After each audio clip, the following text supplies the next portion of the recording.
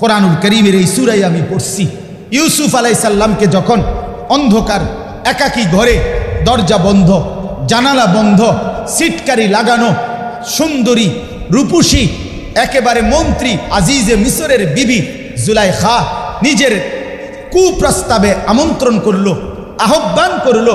সব দিকে নিরাপদ, কোনো অসুবিধা নাই, নিজের এই অসৎ কামনা পূরণ করবার দরজা জানালা সব বন্ধ। যেই নারী সে রাজি, এবং যেই যুবক ইউসুফ আলাইহিস সালাম উনি অন্য জায়গারও কোনো মানুষ না যে কেউ সন্দেহ করবে, উনি এই বাড়িতেই থাকে, উনি এই ঘরেই থাকে, উনি এখানেই থাকে, কাজে এটা আলগা কোনো ছেলে না, আলগা কোনো যুবকও না, কেউ জানবে না, এরকম এক জায়গায় সমস্ত সুযোগ